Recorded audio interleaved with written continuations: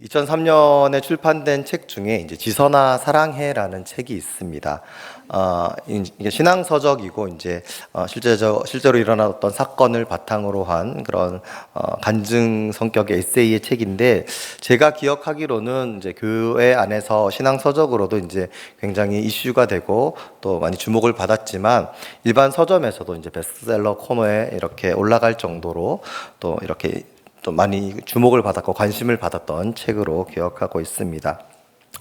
그 내용을 잠시만 말씀을 드리자면, 그 저자는 이제 이지선이라는 자매입니다. 이 자매는 이제 당시에 이제 23살이었고 이화여대에 재학 중인 이제 여대생이었습니다. 그래서 학교를 마치고 이제 대학교 4학년 때 학교를 마치고 이제 친오빠와 함께 이제 차를 타고 이제 귀가하는 가운데 이제 음주운전을 한 어떤 차량이 이제 뺑소니를 하고 이제 도주를 하다가 그 이지선 자매가 타고 있는 차와 이제 교통사고가 나게 됩니다. 그래서 전신에 화상을 입게 되고 이제 죽을 고비를 넘기게 되는 중한 어떤 상태, 그런 사고가 있었던 그런 내용입니다.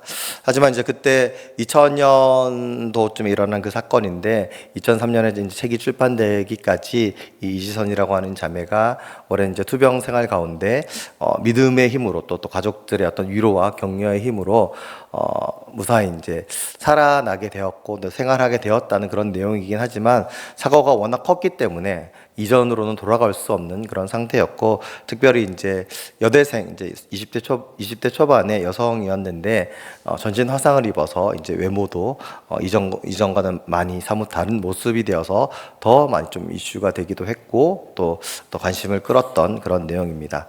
그때 당시에도 이제 많은 힘겨운 사람들, 어려움을 겪고 있는 사람들에게 위로가 되고 희망이 되고 소망이 되는 그런 내용이었고 그런 책이었는데, 제가 이 이야기를 다시 꺼내는 이유는 재작 이제 2년 전에 이제 이지선이라는 이 자매의 근황이 TV에 이제 나오면서 소개가 되어서 말씀을 드리고자 합니다.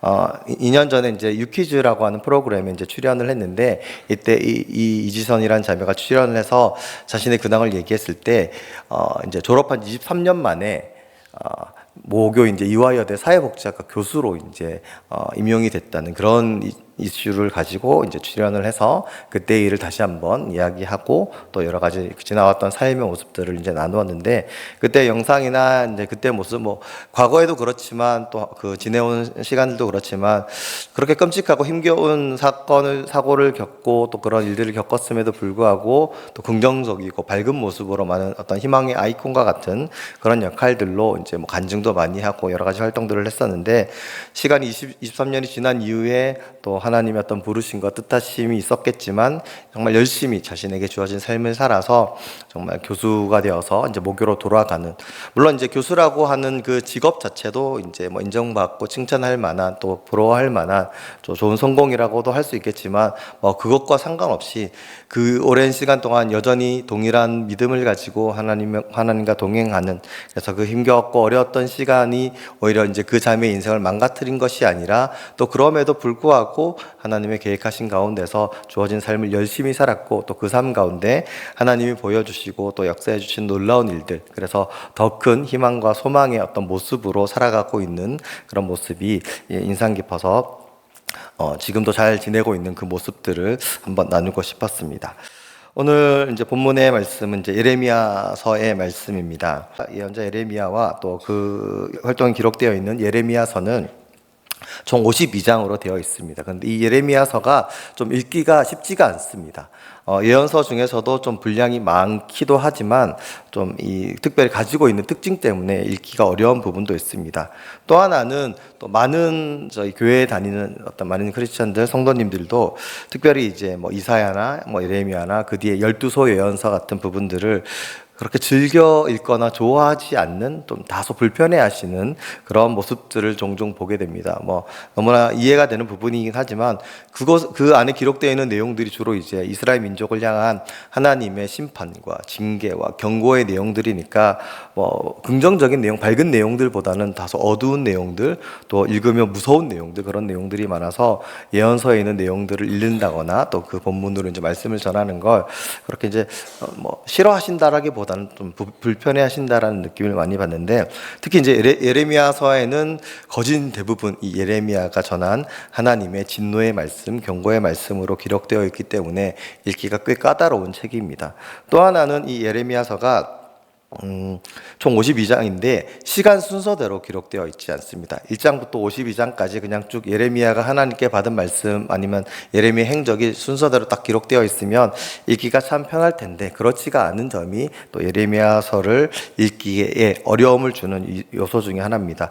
예레미야서를 좀 살펴보면 1장은 이제 서론에 해당하는, 그러니까 우리가 흔히 말하는 이제 프롤로그에 해당하는 그런 내용이고, 마지막 52장은 이제 에필로그에 해당하는, 후기에 해당하는 그런 내용입니다. 중간에 있는 2장부터 24장은 유대에 대한 심판에 대한 메시지가 기록되어 있고, 뒤에 나오는 46장부터 51장은 이제 이스라엘 말고 유대 땅 말고 그 주변에 있는 이방 민족들을 향한, 열방을 향한 하나님의 심판의 메시지가 기록되어 있습니다. 그 한 중간인 25장부터 45장에 이제 예레미야가 겪게 되는 어떤 순환들이나 활동들, 그리고 또 그 과정 가운데 하나님이 주신 그런 신탁의 말씀, 예언의 말씀들이 기록되어 있습니다. 오늘 본문 우리 33장은 이제 그 예레미야의 순환과 또 어떤 활동들에 대한 그 한 중간 30장부터 30장부터 33장에 해당하는 구원에 대한 어떤 메시지가 있는 부분의 한 부분입니다. 이 부분에 대해서는 이제 조금 이따 말씀할 때 다시 한번 설명을 드리도록 하겠습니다. 이 예레미야는 하나님께 말씀을 이제 받는 시점이 세 부분으로 크게 나눠집니다. 첫 번째, 예레미야가 소명을 받았던 때는 요시야 왕이 다스리던 요시야 왕 23년에 처음으로 소명을 받고 하나님의 말씀을 받습니다. 그리고 한동안 이제 조용히 지내다가 요시야 왕이 죽은 이후에 그 아들인 여호야김 왕이 다스리던 여호야김 4년에 또 하나님의 어떤 계시를 주로 많이 받게 되고, 마지막으로는 이제 시드기야 왕, 그러니까 남유다의 마지막 왕인 시드기야 왕이 다스릴 때에 하나님의 말씀을 받아서 남유다 백성들, 이스라엘 민족들에게 하나님의 말씀을 대언했던 그런 인물로 알려져 있습니다.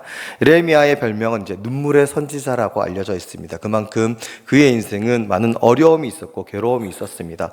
어떻게 보면 굉장히 굴곡이 많고 또 슬픔이 많고 또 밝고 웃을 만한 그런 일들, 행복한 일들보다는 또 하나님의 쓰임을 받긴 받았지만 하나님의 말씀을 전했다는 그 이유만으로 많은 핍박과 시련을 받았던, 특별히 아까 말씀드린 시드기야 왕 때에는 많은 고초를 겪은 것으로도 이제 성경을 보면 자세히 나와 있습니다. 이 예레미야에 대해서 잠시 살펴볼 필요가 있는데, 이 예레미야 1장을 보면 이 예레미야는 제사장 가문입니다. 근데 제사장 가문하면 좀 잘 나가는 가문, 또 이렇게 로얄 계층으로 볼 수도 있겠지만 가문, 또 예레미야의 고향이 1장 1절을 보면 아나돗이라고 기록되어 있습니다. 이 아나돗이 어떤 곳이냐면 이 다윗이 이제 후계를 세울 때 솔로몬을 따르는 무리들이 있었고 솔로몬을 반대하는 그런 무리들이 있었습니다. 다윗의 신하들 중에 그 중에 이제 다윗을 도와서 사울 이후에 이제 이스라엘 왕국을 정비했던 개국 공신과 같은 역할을 했던 제사장이 아비아달이라는 제사장이 있습니다. 이 제사장은 다윗을 도와서 열심히 이제 나라를 세우기 위해서 애쓰고 노력했던 인물로 그래서 기록되어 있는데, 마지막에 이제 말년에 다윗이 솔로몬을 후계로 세웠을 때 솔로몬을 인정하지 않고 그의 반대편에 섰다가 솔로몬이 왕이 된 이후에 이제 추방을 당한 인물이 이 아비아달이라는 제사장입니다. 그리고 그 제사장, 성전을 주로 담당하는 제사장 가문은 아비아달 가문에서 이제 사독 가문으로 옮겨지는 사건도 이제 그 시점에서 일어나게 됩니다. 그때 이제 이 쫓겨난 아비아달이 쫓겨난 그 지역이, 귀향을 간 그 지역이 바로 아나돗이라는 곳입니다. 그러니까 예레미야의 조상은, 선조는 이 아비아달 제사장인 것입니다. 솔로몬이 왕이 되었을 때에 그를 반대했다가 추방당해서 귀양당한 그런 제사장 가문이 아비아달 가문이고, 그들이 대대로 살았던 곳이 바로 아나돗이라는 동네라는 것입니다. 그곳에서 계속 이제 어쨌든 자손을 낳고 제사장의 가문을 이어나왔던 이 아비아달 가문의 그 후손인 이제 예레미야가 남유다가 멸망하는 그 마지막 시점에 하나님의 부름을 받아서 그 예루살렘으로 가서 하나님의 말씀, 그것도 좋은 말씀이 아닌 경고의 말씀, 진노의 말씀, 너희가 하나님의 뜻을 거스렸다라고 하나님이 심판하실 거라고 회개하라는 그런 말씀을 전하고 있는 그런 상황입니다. 인간적으로 봤을 때 예레미야가 하는 말은 그냥 오래전에 그 조상이 솔로몬의 왕 때 쫓겨난 귀양간, 그래서 몰락해 버린 제사장 가문의 후손이 와서 저주하는 것으로 볼 수도 있는 그런 상황입니다. 하지만 예레미야는 예레미야서를 보면 자신이 소명 받을 때에도 자신은 어린 아이이기 때문에, 아직 어리기 때문에, 그리고 아마도 성향이 요즘 흔히 말하는 그 성향대로 아이 성향처럼 내향적인 성향이라서 나서기를 꺼려하는 그런 성향이었던 것으로 보여집니다.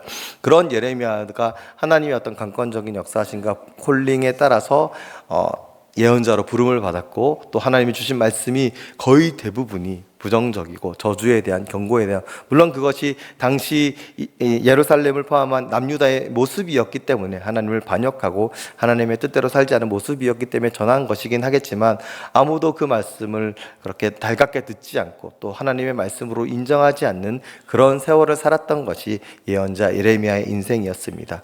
그리고 더 좀 속상하고 안타까운 것은 예레미야 말씀이 이제 이루어졌다는 겁니다.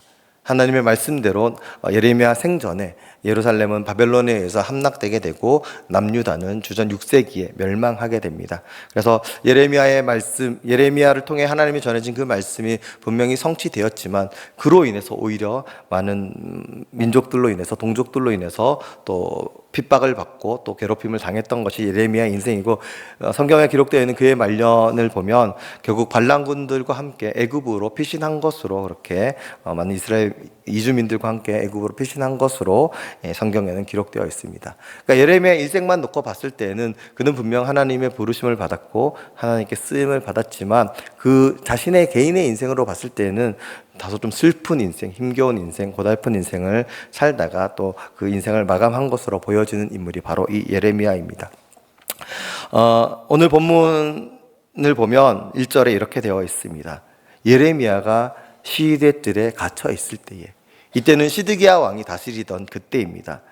오늘 본문에서도 예레미야는 여전히 고초를 당하고 있습니다. 하나님의 말씀을 전했다는 그 이유로, 하나님의 뜻을, 하나님의 그 경고의 메시지를 전했다는 그 이유로 지금 시위대 뜰에 있다고 나와 있는데, 이건 우리말로 쉽게 표현을 하면 감옥에 갇혀 있다는 얘기입니다. 그러니까 하나님의 말씀을 전했을 뿐인데, 믿음대로 하나님의 뜻에 순종했을 뿐인데, 이 예레미야는 그 대가로, 그 결과로 감옥에 갇혀서 지금 고초를 겪고 있다는 겁니다. 시드기야가 예레미야의 말을 듣기를 좋아하진 않았지만, 그가 분명히 하나님의 사람인 것은 인정을 했던 것 같습니다. 그래서 그의 생명을 해하진 않지만 많이 괴롭히고 또 많이 힘들게 했던 것 또한 사실입니다. 아무튼 지금 예레미야가 있는 곳은 감옥입니다. 시위대 뜰에 갇혀 있는 이때에 하나님의 말씀이 예레미야에게 임합니다. 앞서 말씀드린 것처럼 예레미야서는 읽기 까다로운 책이고, 구조적으로 봤을 때에도 이제 5부분으로 나눌 수 있다라고 말씀을 드렸습니다. 52장이나 되는 그 많은 양 가운데 대부분의 말씀들은 경고의 메시지고 저주의 메시지고 심판에 대한 메시지들입니다. 하지만 그 중에 한 중간에 딱 몇 장, 30장부터 33장 이 내용만큼은 하나님이 예레미야를 통해서 주시는 구원의 말씀이고 소망의 말씀입니다. 이 말씀을 통해서 하나님은 이스라엘 민족을 회복시켜 주실 것이라고 약속을 하셨고, 또 하나님의 날이 이르면 그들을 다시 또 그 포로된 바벨론 포로로부터 구원해 주시겠노라고, 회복시켜 주시겠노라고 그 약속의 말씀, 언약의 말씀을 주십니다.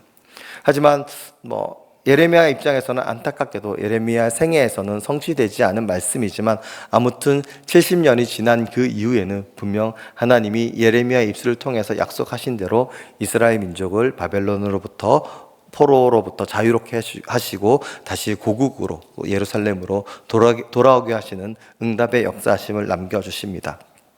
우리가 오늘 본문을 통해서 우리가 주목하고 기억해야 할 것은, 우리가 예레미야의 인생이나 예레미야가 활동했던 남유다의 그 암울했던 시기, 그리고 무엇보다 예레미야가 지금 당장 처하고 있는 이 시위대 뜰에 갇혀있는, 감옥에 갇혀있는, 다른 어떤 잘못을 했거나 어떤 문제를 일으킨 것이 아니라 하나님의 뜻에 순종하고 하나님의 말씀을 전했다는 그 이유 하나만으로 지금 갇혀있는 이때에 예레미야의 입술을 통해서 하나님이 당시의 이스라엘 민족에게 그리고 오늘 우리에게 전해주는 말씀에 주목할 필요가 있다는 것입니다. 예, 오늘 본문의 말씀처럼 지금 암울한 어두운 시절을 겪고 있는 예레미야, 또 예레미야를 비롯한 이스라엘 민족을 향해서 하나님의 주시는 말씀은 구원의 말씀이고 소망의 말씀이고 희망의 말씀입니다. 하나님이 그들에게 세일을 행하시겠노라고 약속하시는 그런 말씀입니다. 하지만 그들은 하나님을 따르지 않은 상태이고 하나님을 믿고 하나님의 말씀을 새기지 않는 그런 상태임에도 불구하고 여전히 하나님은 그들을 사랑하시기 때문에 그들을 향해서 내가 너를 구원해 주겠노라고, 내가 너희에게 약속한 이 말씀을 걸고 분명히 이 말씀이 이루어지게 하겠노라고 예레미야의 입술을 통해서 그 많은 예레미야 말씀 한가운데 구원과 소망의 말씀을 전하게 하고 계시다는 것입니다. 더 감사하고 놀라운 것은 이 말씀이 앞서 말씀드린 것처럼 실제로 이루어졌고 오늘을 살아가는 우리들에게도 그 약속의 말씀, 소망의 말씀이 된다는 사실입니다. 이와 같은 일들, 앞서 말씀드린 이지선 자매와 같은 그런 경우, 그만큼 큰 사건이나 사고나 또 어려움을 겪는 일은 많은 사람들이 겪지는 않지만 많은 사람들이 각자의 일상 가운데서 각자의 삶 가운데서 나름의 어려움들과 나름의 슬픔들과 나름의 어두운 시절들을 보내기 마련입니다.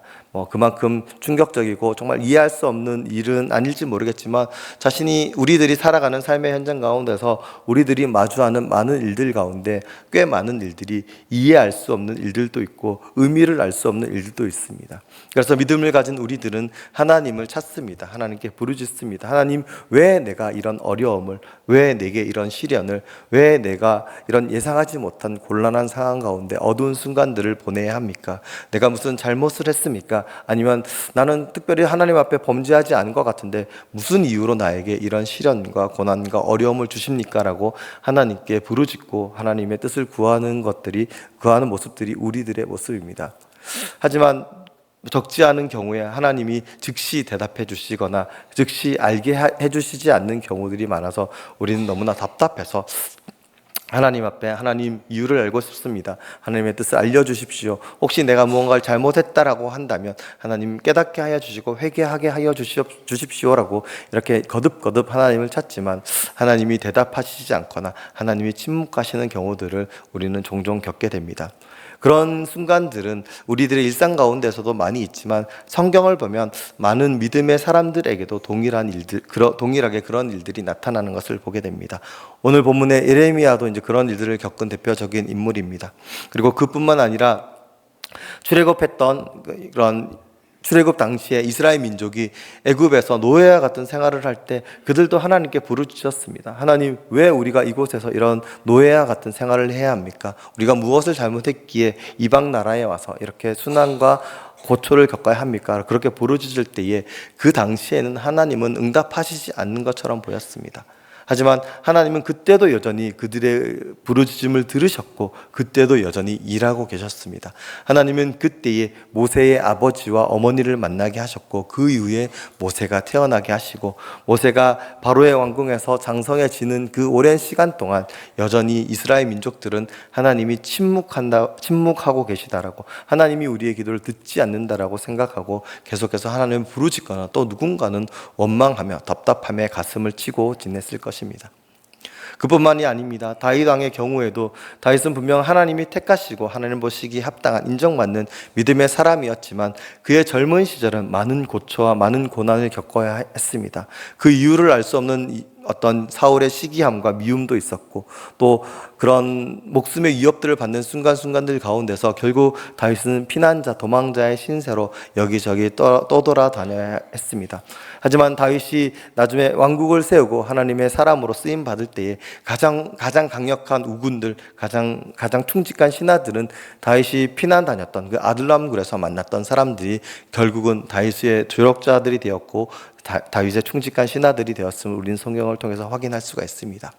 사도 바울의 경우에도 마찬가지입니다. 사도 바울이 정말 다메섹 도상에서 예수님을 만나고 정말 세 차례나 되는 전도 여행을 통해서 또 수많은 교회와 수많은 곳에서 주님의 복음, 하나님 나라의 복음을 증거하였지만 결국에는 죄인의 신분이 되어서 로마로 끌려가고 맙니다. 하지만 그곳에서 보낸 2년이 이후에 몇백 년 이후에 로마의 국교가 기독교가 되는 놀라운 일의 출발점이 되었음을 우리는 역사를 통해서도 분명히 알고 있습니다. 우리는 생각하기에 사람들은 생각하기에 정말 좋은 신은 그들이 찾고 구하는 그런 신은 자신들이 원하는 것을 들어주고 자신들의 인생 가운데 그 사람들의 삶의 인생 가운데 정말 평탄함과 행복함과 또 뭐 복을 받는 것을 원하는 그런 것들을 주는 그런 것들을 추구합니다. 그게 신일 수도 있고 그게 어떤 성공일 수도 있고 어떤 사람일 수도 있습니다. 아무튼 사람들이 찾고 구하는 사람들은 좀 더 어려움이 없고 고난이 없고 힘든 시절이 없고 그냥 좋은 일들만 꽃길만 걷기를 그렇게 해줄 수 있는 누군가 그런 존재 또 그런 자리 그런 것들을 바라보면서 추구하면서 살아가는 것들이 사람들의 모습입니다. 그래서 많은 하나님을 믿노라 하는 사람들도 그들의 생각과 닮아서 하나님을 잘 믿으면 나에게는 어려움이나 또 시련이나 곤란한 일을 겪지 않게 될 것이고 이유를 알 수 없거나 의미를 알 수 없는 아까 말씀드린 이지선 자매가 겪었던 고난이나 예레미야가 겪었던 그런 기다림의 순간, 어둠의 순간들을 피할 수 있을 거라고 생각하기도 합니다. 하지만 성경을 통해서 우리가 분명히 알 수 있는 것은 하나님은 그렇게 일하시지도 않고 그렇게 우리에게 응답하시지도 않는다는 겁니다. 하지만 세상의 사람들이 생각하는 것과 분명히 다른 것은 하나님은 우리에게 시련을 주시고 어두운 시간을 주시지만 우리로 하여금 믿음의 눈을 가지게 하시고 그 고난과 시련의 시간, 그 어두움의 시간을 통하여서 더욱더 믿음의 사람이 되게 단련하시고 연단하신 그 이후에 그 시련과 어려움이 더 이상은 어려움의 순간, 고난의 순간, 하나님을 원망하고 저주하는 순간이 아니라 더욱 하나님을 찾고 하나님의 놀라우신 역사하심을 경험하게 하는 그런 믿음의 순간으로 바꿔 가신다라고 하는 것입니다. 그래서 우리 삶에 어떤 시련, 어둠의 순간들이 다시 찾아왔을 때에 너끈히 그 순간들을 기다리고 견디고 이길 수 있는 믿음의 사람. 그래서 하나님이 행하시는 그 새 일들을 기대하며 하나님을 신뢰하며 하나님을 바라보는 믿음으로 살아가게 하시는 그 하나님이 우리에게 행하시는 그 놀라운 은혜요 축복이라는 사실을 성경을 통해서 우리에게 분명하게 말씀하고 계십니다.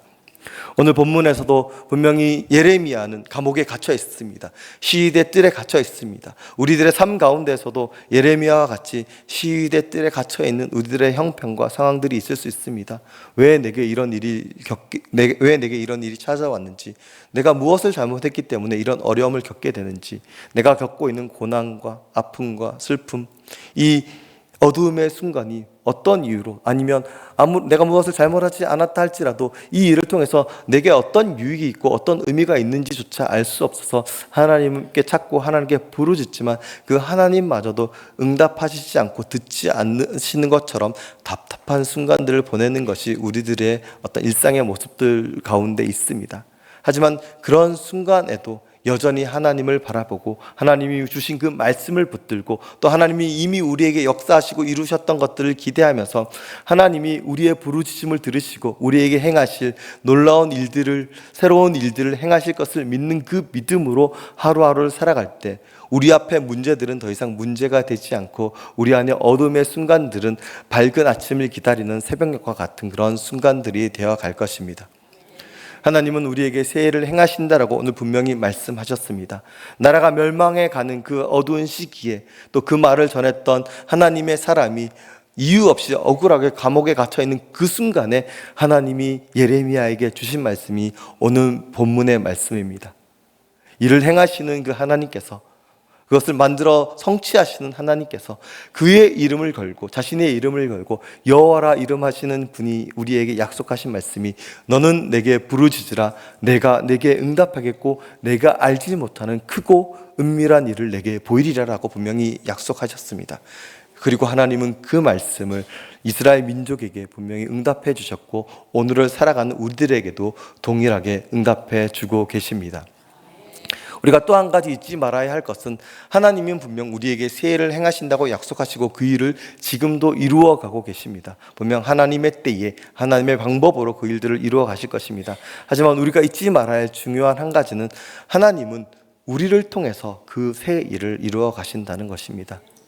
예레미야나 다윗이나 모세나 사도 바울이나 또 앞서 말씀드린 그 이지선이라고 하는 그 자매나 아니면 오늘 살아가는 평범한 일상을 살아가는 우리 한 사람 한 사람을 통해서 하나님은 하나님의 일들을 이루어 가실 것입니다. 더 이상 문제를 문제로 여기지 않고 어둠의 순간을 좌절과 낭망의 시간이 아니라 소망의 시간으로 삼아가는 믿음의 사람들을 통해서 하나님은 하나님의 나라를 이루어 가실 것이고 하나님이 이루어 가시는 그 새 일을 이루어 가실 것입니다. 연복의 성도 여러분, 하나님은 우리 교회를 향해서도 우리 각 사람을 향해서도 오늘 우리에게 주신 이 말씀을 동일하게 약속해 주십니다. 지금 시위대의 뜰에 갇혀 있는 것 같은 그런 형편에 있다 하실지라도 그 하나님을 바라보고 그 하나님을 의지하고 그 하나님의 약속의 말씀을 붙들고 오늘을 견디어내시고 마침내 하나님이 역사하실 그 날에 놀라우신 하나님의 일들을 경험하는 우리 모두들이 되기를 간절히 소망합니다. 더욱 바라기는 그 일을 행하실 때에 구경하는 사람이 아니라 그 일을 행하실 때에 하나님이 사용하시는 하나님의 사람이 우리 연포교회 온 교우들 성도들이 되시기를 간절히 소망합니다. 기도하시겠습니다. 사랑과 은혜가 많으신 하나님 감사를 드립니다. 하나님의 그 놀라우신 은혜로 말미암아 우리가 오늘도 믿음으로 삶을 살아갑니다. 하나님, 우리는 우리 앞에 처한 여러 가지 일들과 현실들로 인하여서 정말 하나님의 뜻을 알지 못하고 또 때로는 알 수 없음으로 인하여서 하나님을 원망하고 하나님을 탓할 때도 있음을 고백을 합니다. 하나님, 우리의 어리석음들을 용서하여 주시옵소서.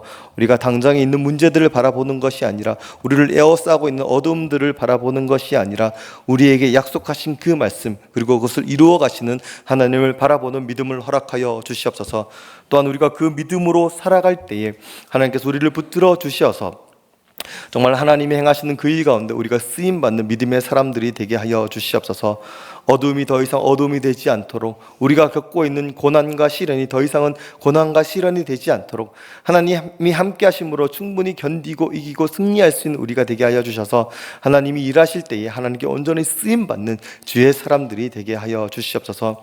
하나님, 우리를 통해서 행하실 그 놀라운 일들을 기대합니다. 우리의 삶을 바꾸어 가실 그 하나님을 기대합니다. 오늘도 주신 말씀을 붙들고 주님과 더불어 살아갈 때에 살아계신 하나님이 우리의 삶 가운데 우리의 일상 가운데 행하실 그 놀라운 일들로 말미암아 더욱 하나님을 찬양하며 하나님을 믿는 믿음의 경주를 완주할 수 있는 우리가 되게 하여 주시옵소서. 모든 것에 감사드리며 우리 주 예수 그리스도 이름으로 기도드리옵나이다.